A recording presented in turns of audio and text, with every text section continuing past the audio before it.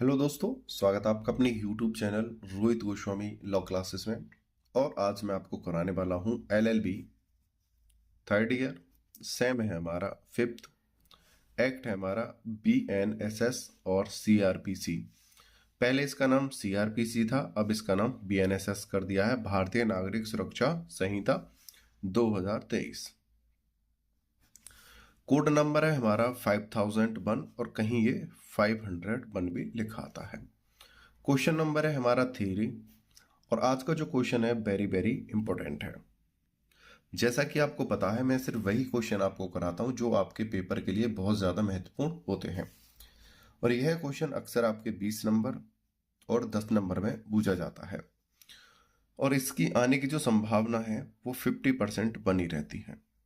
50% 20 number में आने की संभावना रहती है और 50+% यानी 50 से ज़्यादा प्लस इसकी 10 नंबर में आने की संभावना रहती है।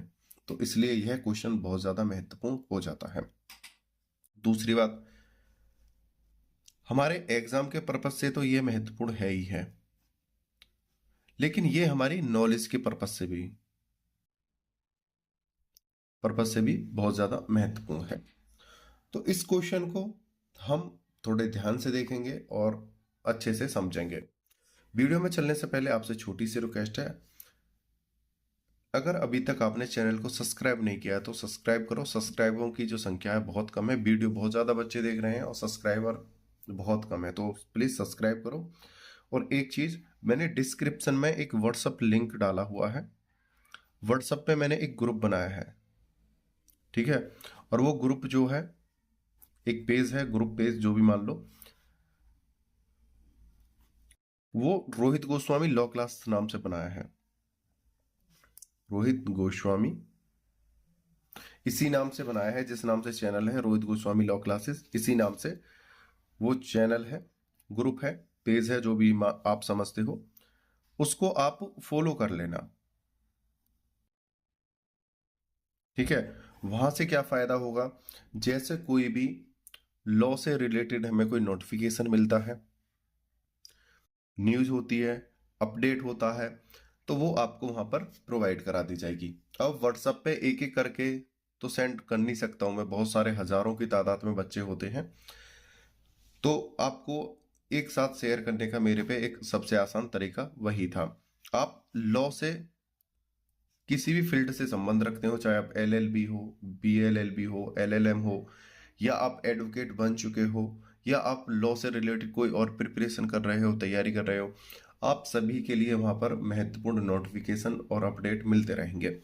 आप ये ना सोचना कि हम LLB कर चुके हैं या हमारा सेमेस्टर मैच नहीं कर रहा है, सभी के लिए वहां पर जरूरी चीजें प्रोवाइड कराई जाएंगी। तो आप डिस्क्रिप्शन में जाके, व्हाट्सएप पे जाके उसे फॉलो कर लेना, ठीक है। आगे चलते हैं। आज का जो क्वेश्चन है, पहले उसकी एक लाइन पढ़ते हैं और थोड़ा उसे एक्सप्लेन करेंगे और आगे चलते हैं। क्वेश्चन नंबर है थ्री।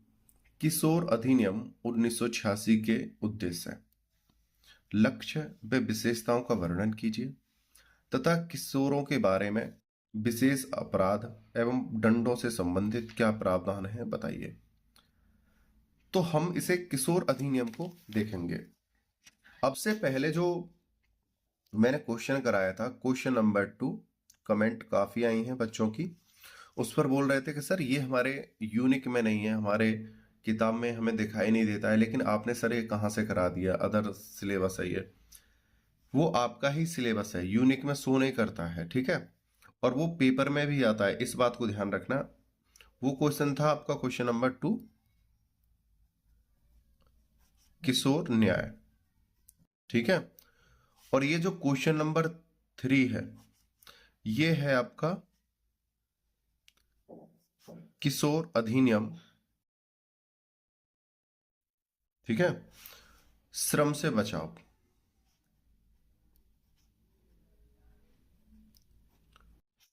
किशोरों का श्रम से बचाव, यानी पहला था किशोर न्याय और अब है किशोर अधिनियम श्रम से बचाव।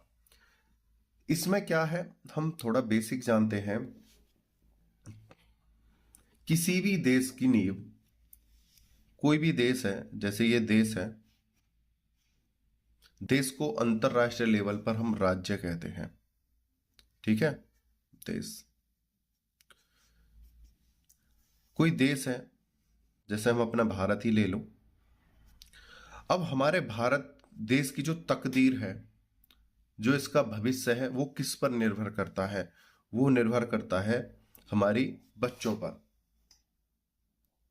ठीक है। अब ये कहोगे सर बच्चों पे कैसे निर्भर करता है? देखो, सपोज करो कि कोई एक पीढ़ी अनपढ़ हो जाए, पूरे देश की एक पीढ़ी अनपढ़ हो जाए। अब उससे क्या होगा? पूरे देश में सामाजिक, आर्थिक,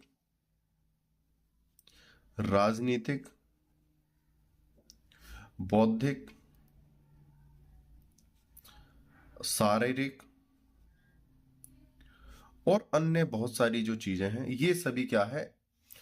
उत्पन्न हो जाएंगी, समस्याएं उत्पन्न हो जाएंगी, सामाजिक क्रूति उत्पन्न हो जाएगी, आर्थिक तंगी देश में उत्पन्न हो जाएगी, राजनीतिक समस्याएं आने लगेंगी, बौद्धिक विकास नहीं होगा, बौद्धिक विकास नहीं होगा तो शारीरिक विकास नहीं होगा, और अन्य समस्याएं उत्पन्न हो जाएंगी, और जो हमारी संस्कृति है उसका भी हनन होने लगेगा, ठीक है। तो निर्भर करता है बच्चों पे। तो अगर हम अनपढ़ रहेंगे, हमारे बच्चे अनपढ़ रहेंगे, या उनको किसी प्रकार से बचपन में ही ऐसी कठिन परिस्थितियों से गुजारा जाए जिनसे उनकी मानसिक स्थिति खराब हो जाए, तो हम अपने देश को बर्बाद कर रहे हैं। तो इसलिए कहते हैं कि हमें सबसे पहले अपनी पीढ़ी को सुधारना चाहिए, अपने बच्चों को अच्छी परवरिश देनी चाहिए, शारीरिक, मानसिक और बौद्धिक तीनों प्रकार की अच्छी परवरिश की जानी चाहिए, जिससे कि अच्छी परवरिश होगी, अच्छे पढ़ेंगे लिखेंगे, अच्छे पदों पे जाकर बैठेंगे, देश के लिए अच्छी व्यवस्थाएं करेंगे और चीजों को समझेंगे, संस्कृति बचेगी, समाज में अच्छी भावनाएं उत्पन्न होंगी। तो डिपेंड करता है कि बच्चों की परवरिश कैसे की जाए, ठीक है। अगर उन्हीं बच्चों को, सपोज करो एक पूरी पीढ़ी को या पीढ़ी के कुछ बच्चों को आप बचपन में ही कठिन श्रम से गुजारो, ठीक है, कठिन श्रम से गुजारो, तो क्या होगा? इनका जो बौद्धिक विकास है, शारीरिक, मानसिक, ये क्या है? स्थिर हो जाएगा। इनका स्थिर हो जाएगा तो ये अपनी पीढ़ी को भी अच्छे से नहीं सुधार पाएंगे, और ये पीढ़ी को नहीं सुधार पाएंगे तो देश की आर्थिक स्थिति और अन्य प्रकार से देश जो है पीछे चला जाएगा, और हमारी संस्कृति और समाज का भी हनन होने लगेगा। तो इसलिए इस चीज को थोड़ा डीपली समझने की बहुत ज्यादा जरूरत है, ठीक है। अब चलते हैं, इसको आगे समझते हैं, देखते हैं। तो बच्चों के श्रम को रोकने के लिए सरकार ने समय समय पर काफी एक्ट लगाए हैं। एक्ट को समझा देता हूं। एक्ट, आप जब लॉ के स्टूडेंट हो तो आप कभी भी कहीं भी किसी से डिस्कशन करो या किसी से बात करो तो आप सब्जेक्ट मत बोलना,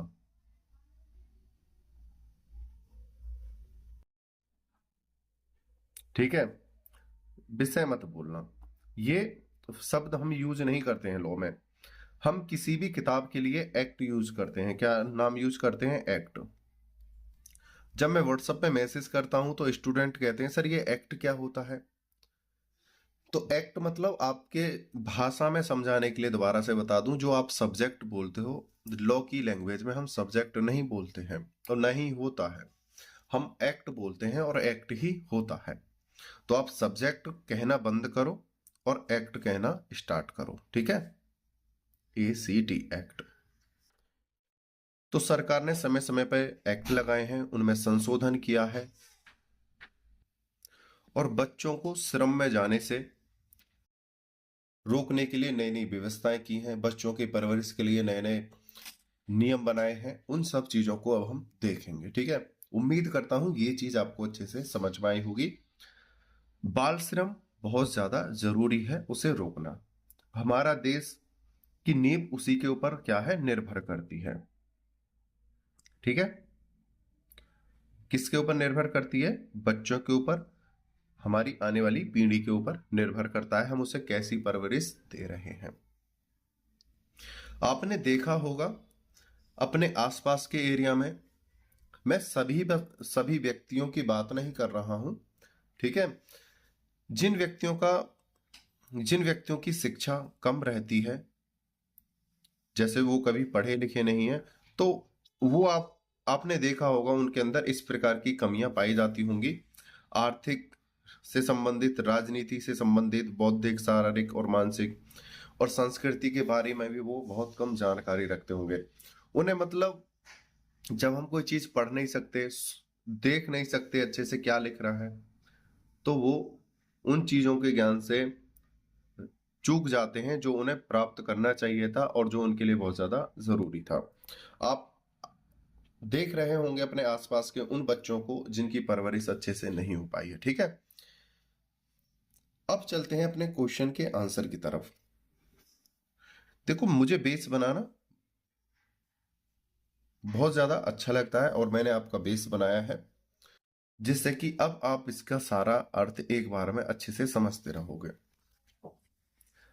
हमारे संविधान निर्माताओं की परिकल्पना का भारत, यानी परिकल्पना होती है सोच। हमारे जो सोचते थे, हमारे जो संविधान निर्माता थे, परिकल्पना का भारत साहसी एवं पराक्रमी बालकों में परिलक्षित होता है। मतलब जब वो संविधान का निर्माण कर रहे थे तो वो सोचते थे कि हमारे देश का जो युवा बच्चा है, बालक है, जो युवा है, वो साहसी और पराक्रमी होगा। उनकी कल्पना एक ऐसे बालक की रही है जिसे समुचित शिक्षा मिले, उसकी शोषण से रक्षा हो। मतलब उस बच्चे को समुचित, मतलब किसी भी प्रकार से, किसी भी शिक्षा से उसे वंचित ना किया जाए और उसका किसी भी प्रकार से शोषण ना हो, क्योंकि वो भी जानते थे अगर हमारे बच्चे अच्छे से परवरिश करेंगे, उनकी शिक्षा से अच्छे से होगी, तो देश उन्नति के रास्ते पर जाएगा तथा उन्हें सर्वांगीण विकास के अवसर उपलब्ध होंगे। यानी उनका जल्दी से विकास होगा और उनके साथ साथ देश का भी विकास होगा। उनकी सोच कभी यह नहीं रही है कि यह बालकों का शोषण हो और उनका शारीरिक, मानसिक एवं बौद्धिक विकास रुके। जब संविधान का निर्माण हो रहा था तो उनमें निर्माण के समय पे उन्होंने बच्चों पर भी बहुत ज्यादा ध्यान दिया और यह देखा कि हम इस प्रकार के नियम बनाएं जिससे बच्चों के शारीरिक, मानसिक और बौद्धिक विकास का हनन ना हो और उनके वो विकास ना रुक जाए, ठीक है। लेकिन दुर्भाग्य है कि स्वतंत्रता प्राप्ति के वर्षों पश्चात भी हमारे देश में बालक श्रम के दुष्चक्र में उलझा हुआ है। बाल श्रम हमारे देश की एक गंभीर समस्या है। जब संविधान का निर्माण हो रहा था तो संविधान निर्माताओं ने सोचा था कि हम अपने देश के बच्चों के लिए, युवाओं के लिए, किशोरों के लिए बहुत अच्छी न्याय व्यवस्था बनाएंगे। शारीरिक, मानसिक, बौद्धिक सभी सुविधाएं उन्हें उपलब्ध कराएंगे और उनका अच्छा विकास करेंगे, अच्छा नागरिक बनाने की कोशिश करेंगे। लेकिन यह सभी संभावनाएं ये असफल रही और व्यक्ति एक दुष्चक्र में फंसकर रह गया। यह कहना गलत नहीं होगा कि आज असंख्य बालक पल्वित या पुष्पित होने से पूर्व ही टूट जाते हैं।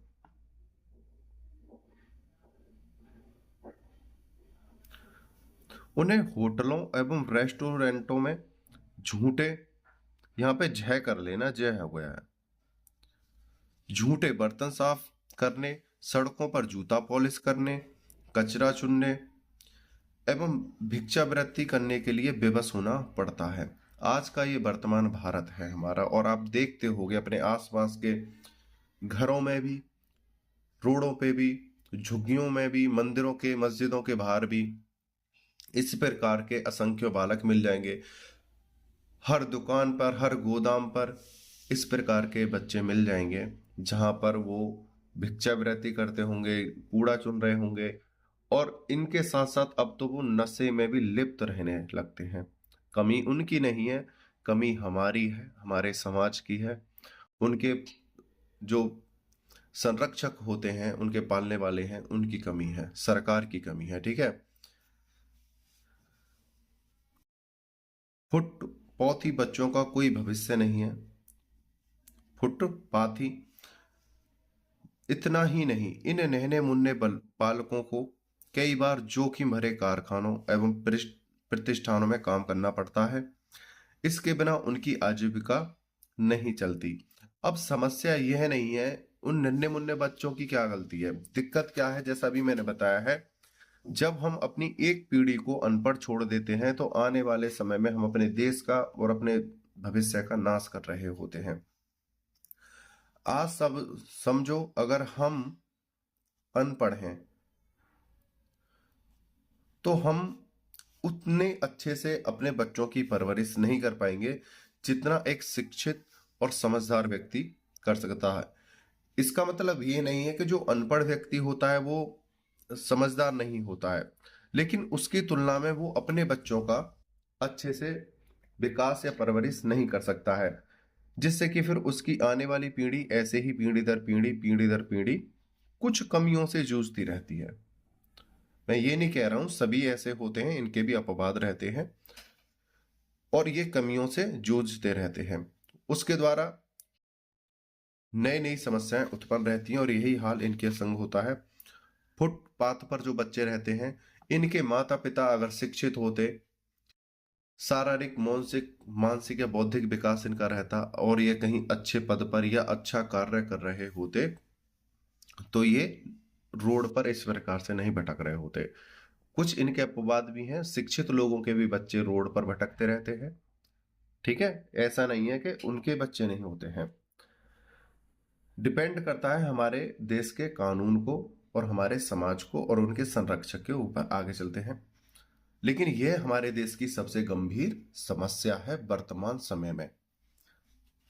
इन्हीं गंभीर समस्याओं से निपटने के लिए संसद द्वारा सन 1986 में बाल श्रमिक, जिसे निषेध एवं नियमन अधिनियम पारित किया गया। मतलब बच्चों की समस्याओं के सॉल्यूशन के लिए, उनके निरोध के लिए, रोकथाम के लिए, उनको उनके संग कोई जाति ना हो, कोई छोटे कम उम्र के बच्चों को कहीं काम पर ना लगा दे। भाई एक बात बताओ, जब ये अनपढ़ हैं, इनकी आर्थिक स्थिति बहुत ज्यादा दयनीय है और अपने भरण पोषण के लिए, हालांकि जिम्मेदार तो पहले सरकार है, उससे भी पहले जिम्मेदार इनके माता पिता हैं। ठीक है, जब वो ही अनपढ़ थे तो बच्चे भी अनपढ़ रहे और ये मजबूरी बस जब किसी खान में या ऐसे कार्य करते हैं जिनसे इनको नई बीमारी, शारीरिक या मानसिक रोग होने की समस्या होती है, तो उनकी रोकथाम के लिए और उन बच्चों की परवरिश के लिए सरकार ने एक नियम पारित किया, एक्ट पारित करा, उसको कहते हैं बाल श्रमिक अधिनियम, 1986 में पारित किया। लेकिन इससे पहले किशोरों के लिए बाल अधिनियम 1960 प्रभाव में था। कौन सा? 1986 से पहले 1960 था। 1960 लागू हुआ, फिर 1986 लागू हुआ। लेकिन 1960 में जो बाल श्रम था, सारी समस्या बाल श्रम से उत्पन्न होती हैं। ठीक है, जो बाल श्रम था उसको रोकने में असफल रहा था। उसके बाद 1986 लगा, उसके बाद फिर और एक अन्य एक्ट आए, लेकिन किसी ने भी वर्तमान समय तक इन बच्चों की समस्याओं का समाधान अभी तक नहीं किया है। सभी नियम कागज दस्तावेज बनकर रह गए हैं। नियम विधि जो कागजों में लिप्त हैं वो सिर्फ एक दस्तावेज बनकर रह गए हैं और एक एक्ट का नाम दे दिया गया है, लेकिन वर्तमान समय तक इनका कोई भी एक्ट भारत के बच्चों का भविष्य नहीं सुधार पाया है, उनकी वर्तमान स्थिति नहीं सुधार पाया है। ठीक है, आगे चलते हैं। नियम बहुत हैं लेकिन समस्या का समाधान अभी तक नहीं हुआ है। लेकिन इससे पहले किशोरों के लिए बाल अधिनियम 1960 प्रभाव में था, परंतु इस अधिनियम द्वारा किशोर अपराधियों को सुधारना कठिन हो रहा था। ठीक है,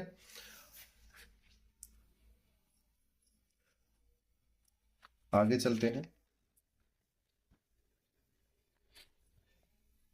आप सभी से मेरा एक छोटा सा अनुरोध है, मेरे छोटे बड़े भाई बहन जो भी हो, हालांकि मैं आपका 2 या 3 मिनट लेना चाहता हूं, या हो सकता है मेरी बात 1 मिनट में कंप्लीट हो जाए।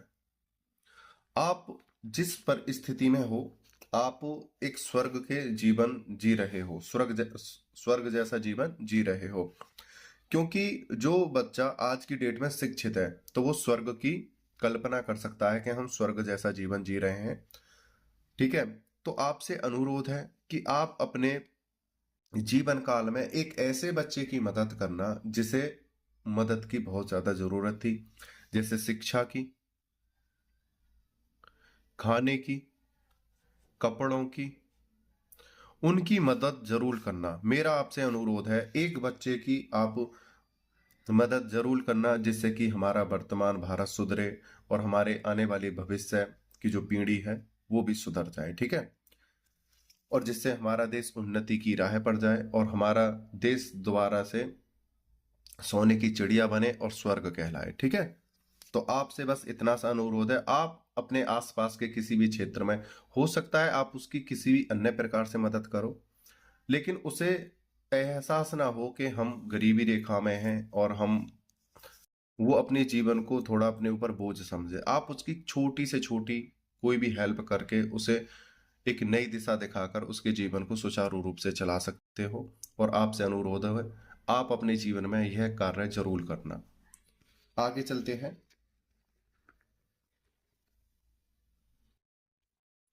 किशोर न्याय अधिनियम 1986 के प्रमुख लक्ष्य वे उद्देश्य निम्नलिखित हैं। पहले कौन सा लागू हुआ था? 1960 लागू हुआ था। अब कौन सा है? 1986 लागू हुआ है। और इसके जो लक्ष्य व उद्देश्य क्या थे वो निम्नलिखित हैं, देखते हैं। उपेक्षित यानी तिरस्कृत या अपमानित किशोरों की देखरेख करना। यहाँ पे क्या है, ये दिख नहीं रहा है, किशोरों की।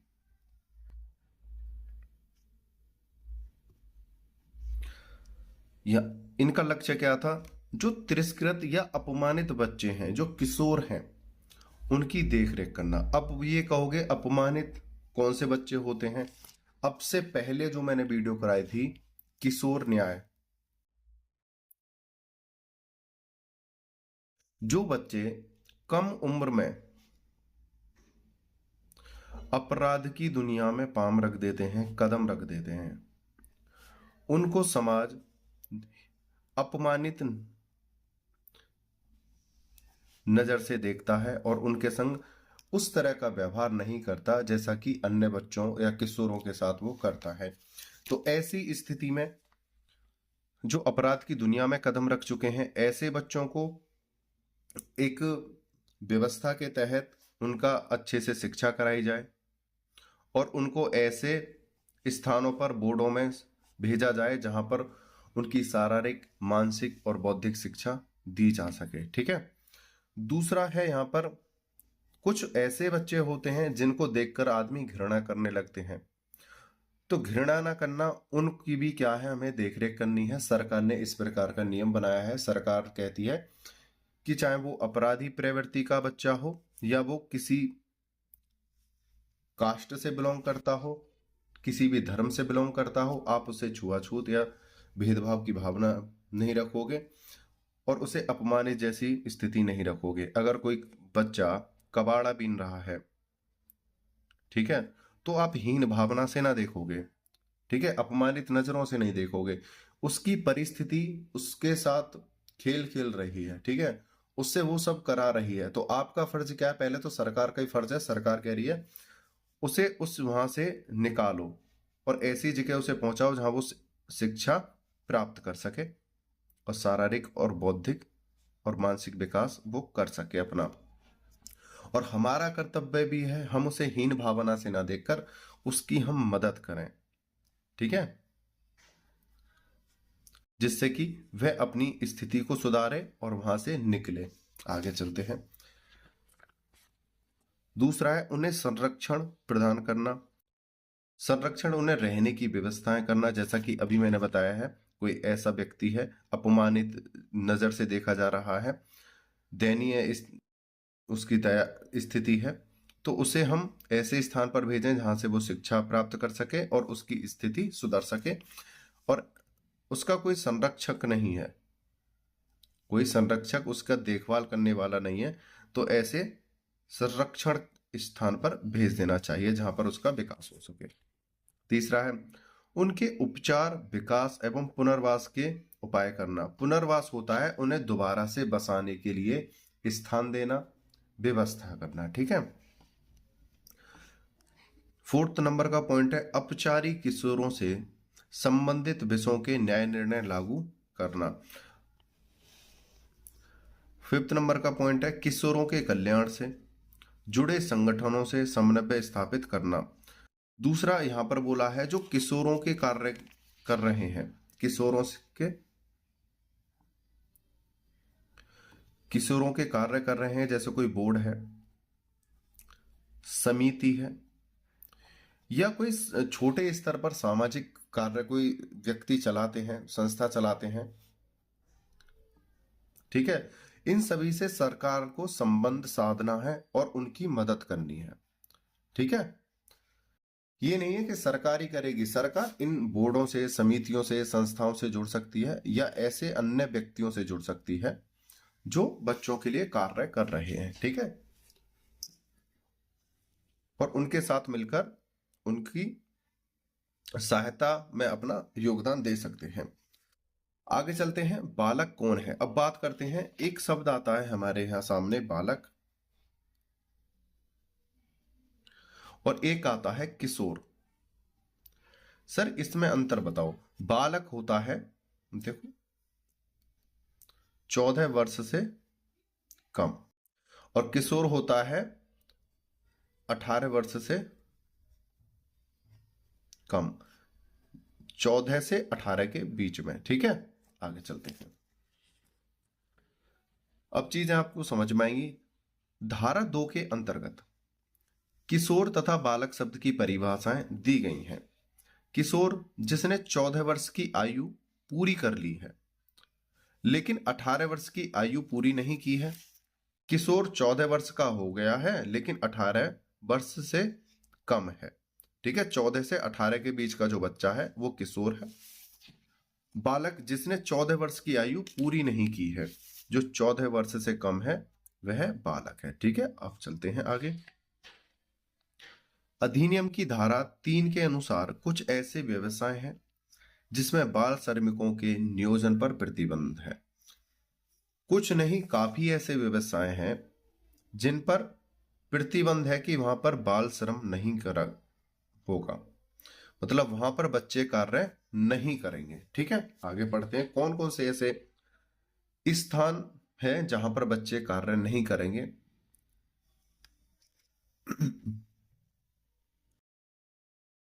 यानी कि बालक कार्य नहीं करेंगे, किशोर कार्य नहीं करेंगे। आगे देखते हैं, रेल यात्रा।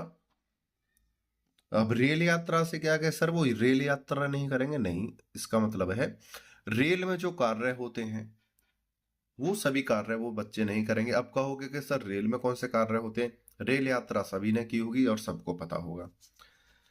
रेल यात्रा, सामान एवं डाक परिवहन। ठीक है। दूसरा है रेलवे स्टेशन या रेल पटरियों पर किसी भी प्रकार का कार्य, वो बच्चे नहीं करेंगे। तीसरा है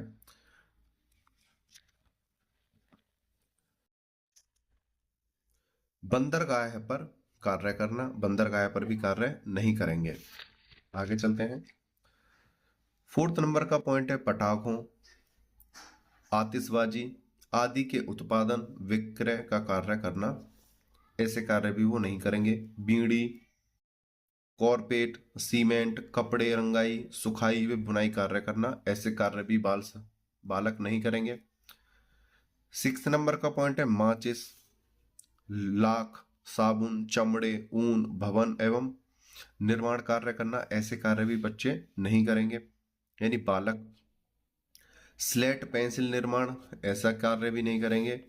8 नंबर पॉइंट है विषैले घात से संबंधित निर्माण प्रक्रिया, जो जहरीले पदार्थ बनाए जाते हो जहां पर ऐसी जगह पर बालक कार्य नहीं करेंगे। परिसंकटापन्न क्रियाएं और प्रक्रियाएं, ऐसी जगह पर भी बच्चे कार्य नहीं करेंगे जहां पर बहुत ज्यादा गंभीर संकट उत्पन्न हो सकता हो या होने की संभावना रहती हो। मुद्रण आदि में बालक कार्य नहीं करेंगे। बाल श्रम संशोधन अधिनियम 2016 द्वारा धारा 3K के अधीन एक नई अनुसूची जोड़ी गई है। देखो ये अब हमने 10 पॉइंट पढ़े, इन सभी में तो बच्चे कार्य करेंगे ही नहीं, लेकिन 2016 के बाद धारा 3K में एक 3-4 पॉइंट और जोड़े गए जिसमें बच्चे कार्य नहीं कर सकते हैं। जैसे खान, किसी भी प्रकार की कोई भी खान हो वहां बच्चे कार्य नहीं करेंगे। संकटापन संक्रियाओं वाले, जहां पर संकट की संभावनाएं ज्यादा उत्पन्न रहती हूं, ठीक है, वहां पर बच्चे कार्य नहीं करेंगे। जहां पर भट्टियों से काम होता हो, जहां पर गैस से काम होता हो, पेट्रोल डीजल से काम होता हो, जहां पर खुदाई का गहराई का काम होता हो, ऐसी जगह बच्चे कार्य नहीं करेंगे। ज्वलनशील पदार्थ एवं विस्फोटक स्थानों पर भी बच्चे कार्य नहीं करेंगे। ठीक है, आगे चलते हैं। अपवाद, अब बात करते हैं कि सर इसके भी अपवाद होंगे कि बच्चे ऐसे कुछ तो काम करेंगे अपने भरण पोषण के लिए, या दुबका चोरी भी कुछ कार्य होते हैं। दुबका चोरी वाले कौन से कार्य होते हैं, अब देखते हैं। अपवाद, धारा 3 के प्रावधान निम्नलिखित पर लागू नहीं होंगे। दुबका चोरी, ऐसे पारिवारिक कार्यों या उद्यमों में सहायता करना जो संकटापन नहीं है तथा जिससे विद्यालय समय के बाद किए जाने हैं। दूसरा है सभ्य दृश्य मनोरंजन उद्योगों में कलाकार के रूप में कार्य करना, लेकिन सर्कस इसमें सम्मिलित नहीं है।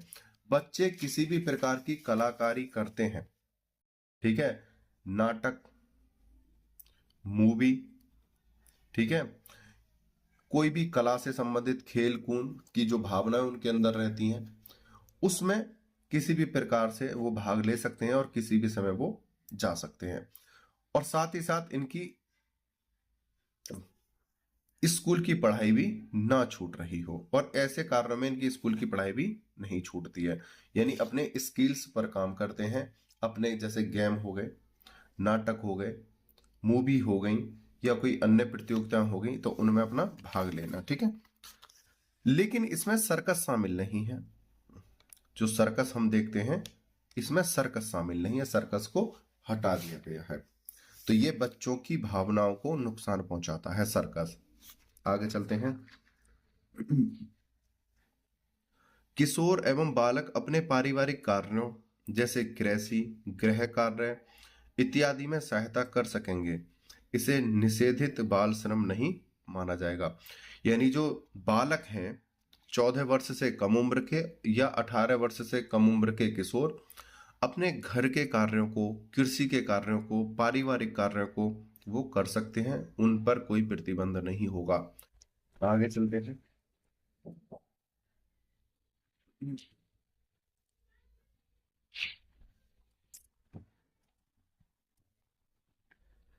यह कहा जा सकता है कि बालकों को जोखिम भरे कार्यों में नियोजित यानी जोड़ना या लगाना नियोजित नहीं किया जाना चाहिए। जोखिम भरे कार्यों में नियोजन से उनका शारीरिक, मानसिक एवं बौद्धिक विकास अवरुद्ध हो जाता है। संवैधानिक व्याख्या और व्यवस्था देखते हैं। संविधान के अनुच्छेद 39 6 में भी बाल श्रम के बारे में विशेष व्यवस्था की गई है। राज्य अपनी नीति का विशिष्टता इस प्रकार संचालन करेगा कि सुनिश्चित रूप से, देखो 39 के द्वारा यह बताया गया है कि प्रत्येक राज्य अपनी राज्य नीति का इस प्रकार से संचालन करेगा। किस प्रकार से, उनको हम देखते हैं। पुरुषों और स्त्री कर्मकारों के स्वास्थ्य और शक्ति का तथा बालकों की सुकुमार अवस्था का दुरुपयोग न हो, और आर्थिक आवश्यकता से विवश होकर नागरिकों को ऐसे रोजगारों में जाना ना पड़े जो उनकी आयु या शक्ति के अनुकूल न हो। तो यहां पर बोला गया है पुरुषों, स्त्री और बालकों की सुकुमार अवस्था का दुरुपयोग ना हो, और आर्थिक आवश्यकता से विवश होकर नागरिकों को ऐसे रोजगारों में ना जाना पड़े जो उनकी आयु या शक्ति का अनुकूल न हो। तो उनकी उस प्रकार की व्यवस्थाएं सरकार करेगी, उनकी आर्थिक मदद करेगी और ऐसी सुविधाएं उपलब्ध कराएगी जिससे कि वो ऐसे रोजगार में ना जाएं जिससे उनकी दिक्कतें बढ़ें। 6, बालकों को स्वतंत्र और गरिमा में वातावरण में स्वस्थ विकास के अवसर और सुविधाएं दी जाए और बालकों तथा उपलब्ध व्यक्तियों की शोषण से तथा नैतिक और आर्थिक परित्याग से रक्षा की जाए। आगे चलते हैं। आर्टिकल 24 अनुच्छेद 24 कहता है 14 वर्ष से कम आयु के किसी बालक को किसी कारखाने या खान में काम करने के लिए नियोजित नहीं किया जाएगा, यानी नियोजित यानी सम्मिलित नहीं किया जाएगा, किसी अन्य परिसंकट में नियोजन में नहीं लगाया जाएगा, यानी और ना ऐसे किसी अन्य कार्य में लगाया जाएगा जहां संकट में यानी संभावना बहुत ज्यादा बनी रहती है और हर समय वहां पर संकट उत्पन्न रहने की संभावना है, ऐसी जगह पर उनको कार्य पर नहीं लगाया जाएगा। आर्टिकल 45 अनुच्छेद 45 कहता है राज्य इस संविधान के प्रारंभ से 10 वर्ष की अवधि के भीतर सभी बालकों को 14 वर्ष की आयु पूरी करने तक निःशुल्क और अनिवार्य शिक्षा देने के लिए उपबंध करने का प्रयास करेगा। तो यहां पर बोला गया है आर्टिकल 45 कहता है जब तक बच्चा बालक है यानी 14 वर्ष की आयु पूरी नहीं कर लेता है तब तक सरकार निःशुल्क शिक्षा उसे देगी। ठीक है, निःशुल्क शिक्षा और अनिवार्य शिक्षा उसे देगी। आगे चलते हैं।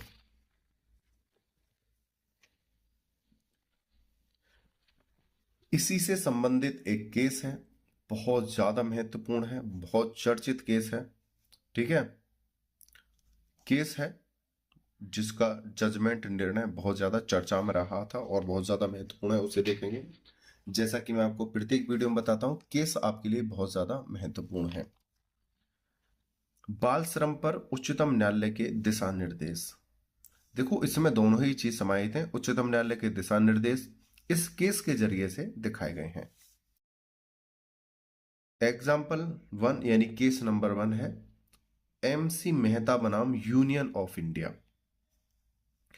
तमिलनाडु में स्थित शिवकाशी का देश में ज्वलनशील एवं विस्फोटक पदार्थों के निर्माण के लिए शीर्ष स्थान है। क्या है? एक तमिलनाडु है, हमारा देश का एक राज्य है, वहां पर एक स्थान है शिवकाशी और शिवकाशी में सर्वाधिक जो कार्य होता है वो होता है ज्वलनशील एवं विस्फोटक पदार्थ वहां बनाए जाते हैं, जैसे पटाखे। एग्जाम्पल के तौर पर इससे ही संबंधित वहां पे चीजें बनती हैं। यह माचिस निर्माण के सन 1985 में लगभग 221 पंजीकृत कारखाने थे, पटाखे प्लस माचिस लिखो। और यहां पर कितने कारखाने थे? 221। और किस सन में? 1985 के आसपास। इन कारखानों में कार्यरत कुल 27,338 श्रमिकों में से 2,941 बालक श्रमिक थे। कारखानों में इतनी बड़ी संख्या में बालकों को नियोजन देकर संविधान के उपबंधों का उल्लंघन करने वाला शिवकाशी शायद पहला नगर था। मतलब इसमें जो 221 कार्य स्थल थे, यहां पर 27,338 टोटल श्रमिक थे। ठीक है, जिनमें 2,941 सिर्फ बच्चे थे। और इसने संविधान की धज्जियां उड़ा के रख दी थी, संविधान को ताक पर रख दिया। ठीक है, और शिवकाशी ऐसा पहला नगर बना जिसने संविधान की भावनाओं को ठेस पहुंचाया। संविधान के अनुच्छेद 24 का ऐसा उल्लंघन हुआ, समाज सेवी व्यक्तियों के गले नहीं उतरा। और MC मेहता ने अनुच्छेद 32 के अंतर्गत MC मेहता ने आर्टिकल 32 के अंतर्गत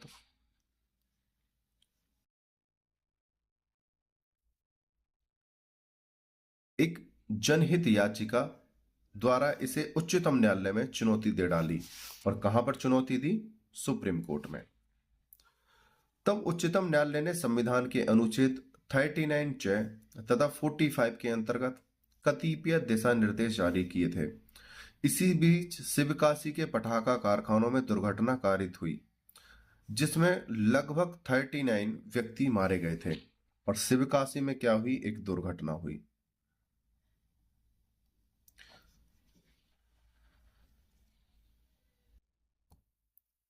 और यहां पर 39 व्यक्ति मारे गए थे। ठीक है,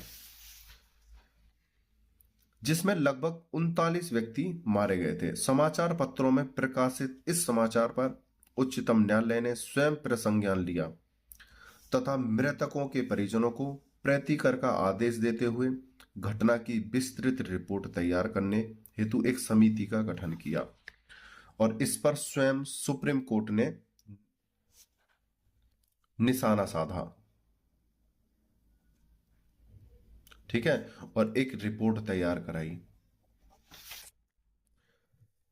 समिति के सदस्य आर के जैन, इंदिरा जयसिंह तथा केसी दुआ ने व्यापक जांच के बाद निम्नांकित सुझाव दिए। तो यहां पर जो थे आर के जैन, इंदिरा जयसिंह और केपी दुआ। ठीक है, अब इसको देखेंगे, अच्छे से समझेंगे। तमिलनाडु में एक शिवकाशी नाम का एक नगर था।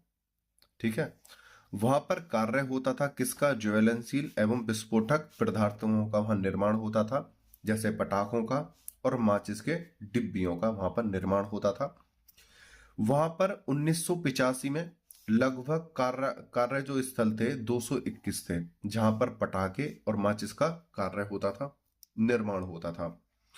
इन 221 कारखानों में आंकड़ों के अनुसार 27,338 व्यक्ति यानी श्रमिक कार्य करते थे। इन 27,338 में से लगभग 3,000 बच्चे, 2,941 लगभग 3,000, लगभग में आप 3,000 लिख देना लगभग, और वैसे 2,941 बच्चे श्रमिक थे। मतलब इतने श्रमिकों में से 2,941 बच्चे ही थे, यानी किशोर या बालक थे जो उसमें कार्य कर रहे थे, जिसने संविधान की धज्जियों को उड़ाकर रख दिया। संविधान क्या कहता है? 14 वर्ष से कोई भी कम उम्र का बच्चा ऐसी जगह कार्य नहीं करेगा जहां पर उनके दुर्घटना की संभावनाएं बहुत ज्यादा बनी रहती है। लेकिन इन्होंने संविधान को ताक पर रख दिया। इन संविधान की भावना को जब ठेस पहुंची, समाज के कुछ व्यक्तियों ने इसको देखा तो उनको रास नहीं आया, और एमसी मेहता ने आर्टिकल 32 के तहत सुप्रीम कोर्ट में याचिका दायर की कि इस प्रकार से वहां बच्चों का साथ गलत हो रहा है।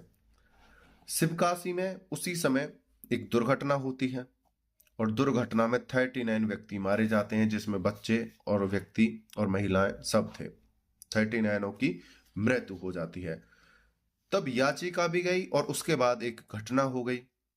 तो सुप्रीम कोर्ट ने इस पर सीधा निशाना साधा, और सुप्रीम कोर्ट ने उस पर खुद संज्ञान लेने की बात कही, और सुप्रीम कोर्ट ने स्वयं संज्ञान लिया।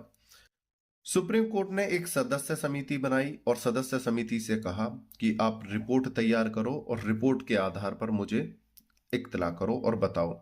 उसमें आर के जैन, इंदिरा जयसिंह, केपी दुआ व्यक्ति थे समिति में, और उन्होंने वहां की रिपोर्ट तैयार करी, और समिति ने रिपोर्ट तैयार करी, और इन व्यक्तियों ने वहां के लिए नियम स्थापित किए। इन्होंने नियम बनाए और समिति ने वहां पे रिपोर्ट तैयार करी। आगे चलते हैं। उस रिपोर्ट में ऐसा क्या था जिसके आधार पर कुछ नियम बनाए? अब उन नियमों को देखते हैं। रिपोर्ट देखने के लिए तो कई हजार कई हजार पेज का जो क्या होता है, निर्णय होता है। ठीक है, हम सिर्फ उनके नियम देखेंगे कि क्या नियम लगाए थे। निर्णय में से ही कुछ इंपॉर्टेंट पॉइंट थे जो नियम बने, उनको हम देखते हैं। तमिलनाडु सरकार यह सुनिश्चित करे कि विस्फोटक एवं ज्वलनशील पदार्थों का निर्माण करने वाले कारखानों में बालकों को नियोजित नहीं किया जाए। सबसे पहले तो तमिलनाडु सरकार को यह हिदायत है कि वो किसी भी समय किसी भी प्रकार से ज्वलनशील यानी विस्फोटक कार्यों में बच्चों को समयोजित यानी शामिल ना करे, नियोजित ना करे। ठीक है, ये एक नियम बनाया। ठीक है, दूसरा, माचिस निर्माण करने वाले कारखानों में माचिसों की पैकिंग करने के कार्य में लगे बालकों को अलग परिसर में रखा जाए। और दूसरा नियम यह बनाया, अगर किसी की आर्थिक स्थिति बहुत ज्यादा गंभीर है और वो रोजगार करना चाहता है अपनी फैमिली के साथ या स्वयं, तो उसका जो परिसर है एकांत होना चाहिए। ठीक है, किसका? जो माचिस की पैकिंग करते हैं, वहां पर पटाखों के भी कार्य होते थे। ठीक है, लेकिन उसको उन्होंने छुपाया। माचिस की पैकिंग के लिए आप वहां पर एक अलग परिसर बनाओगे और वहां पर बालक उनकी पैकिंग कर सकते हैं, जिससे कि उन्हें कोई दुर्घटना ना हो। तीसरा, बालकों से एक दिन में 6 घंटे से अधिक कार्य नहीं लिया जाएगा। कोई भी बालक 6 घंटे से ज्यादा कार्य नहीं करेगा। और ऐसा जो कार्य होगा 6 घंटे का, यह उस समय का होगा जब वो स्कूल से आ चुके होंगे, स्कूल से आने के बाद। ये बालकों के लिए नियम था। दूसरा, जो अलग परिसर की बात है वो बालक, स्त्री और पुरुष सभी के लिए लागू था, कि ये नहीं है कि वो परिसर सिर्फ बालकों के लिए हो, परिसर सभी के लिए अलग होने के लिए था। बालकों को घर से नियोजन स्थल तक ले जाने हेतु परिवहन की व्यवस्था की जाए। अगर किसी का निवास स्थान कार्य स्थल से दूर है तो उसको लाने और ले छोड़ने के लिए व्यवस्था की जाएगी। ठीक है, किसके द्वारा? जहां पर वो कार्य कर रहे हैं। बालकों को मनोरंजन एवं शिक्षा के अवसर उपलब्ध कराए जाएं। जब बालक वहां पर कार्य कर रहे हैं तो उनको शिक्षा और मनोरंजन के लिए समय दिया जाए, अवसर उपलब्ध कराए जाएं। जैसा कि बताया है, स्कूल से आने के बाद शिक्षा के लिए समय दिया जाए और मनोरंजन के लिए भी उन्हें समय दिया जाए। ये नहीं है कि आप 6 घंटे ही कार्य करोगे तो 6 घंटे में उनसे जी तोड़ कार्य लिया जाए। नहीं, उनको बालक के हिसाब से कार्य लिया जाए और उन्हें थोड़ा बहुत मनोरंजन भी करने दिया जाए। ठीक है, आगे चलते हैं। कार्य समय में भी और कार्य नहीं कर रहे हैं तब भी उनके ऊपर कोई दबाव नहीं दिया जाना चाहिए। ठीक है, आगे चलते हैं।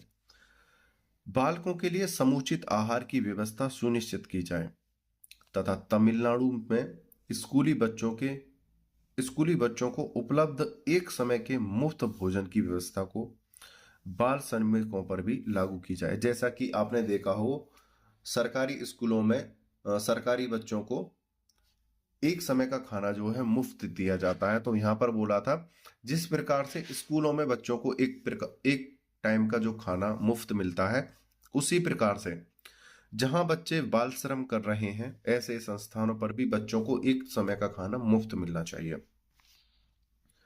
बाल श्रमिकों को फुटकर मजदूरी के स्थान पर मासिक मजदूरी दी जाए। और यहां पर बोला बच्चों को फुटकर, यानी कि किसी को 1 घंटे के हिसाब से, 2 घंटे के हिसाब से, 1 दिन के हिसाब से, इस प्रकार से तनख्वाह नहीं दी जाए, उसे मासिक तनख्वाह दी जाए, यानी 1 माह में, मतलब उसको बंधी तनख्वाह दी जाए। कैसी? एक मुश्त धनराशि दी जाए। ठीक है, उसके कार्य की।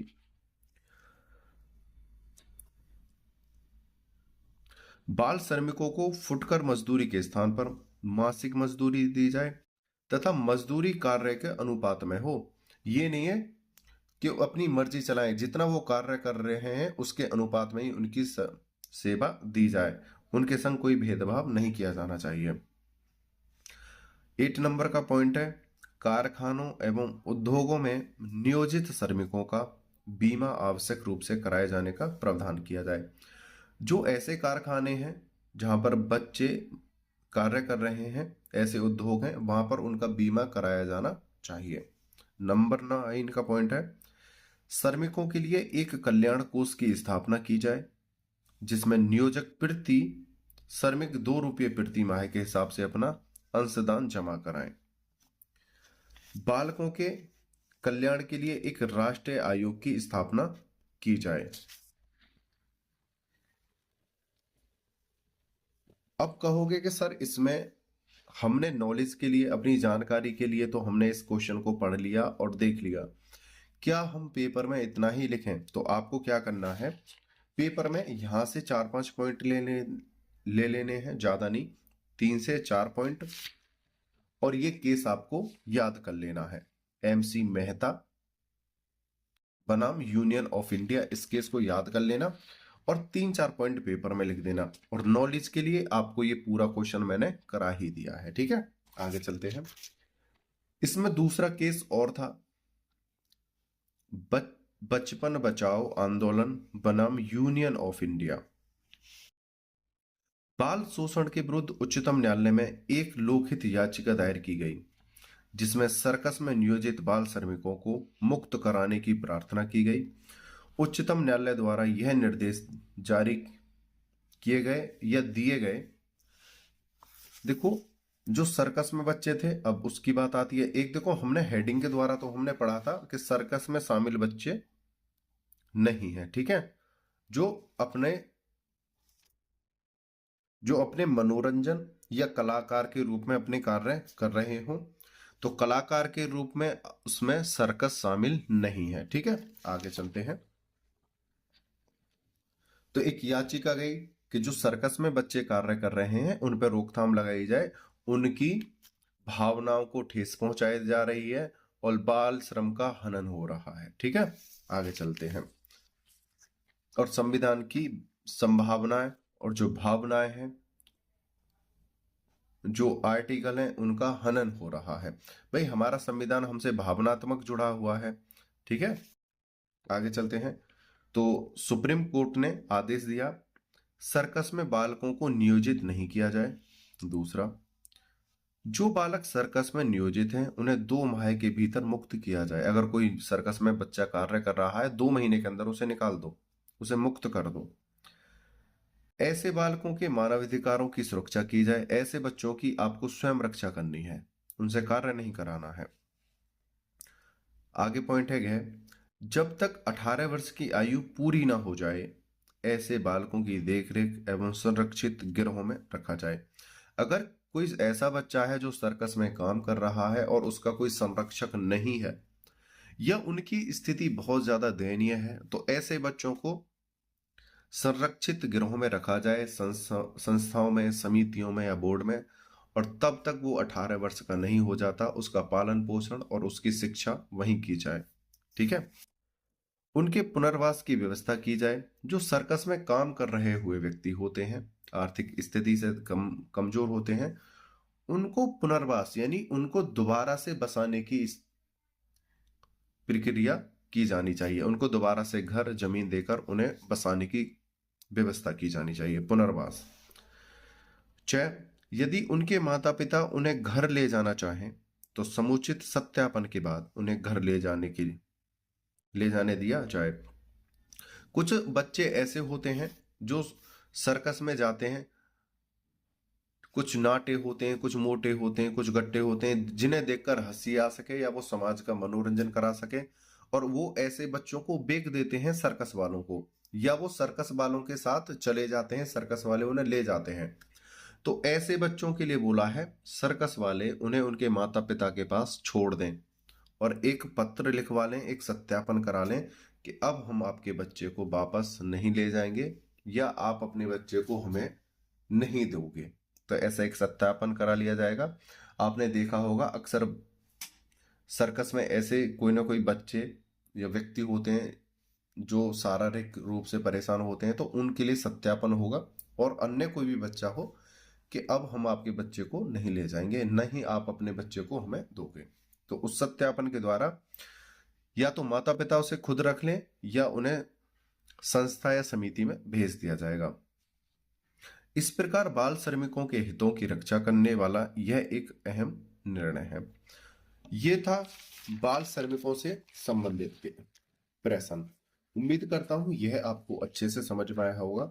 समझाने का फुल प्रयास किया गया है। अगर कहीं भी किसी भी प्रकार की कोई त्रुटि रह जाती है उसके लिए मैं क्षमा प्रार्थी हूं। अगर कोई शब्द मेरा इधर उधर हो गया हो तो उसके लिए मैं क्षमा प्रार्थी हूं।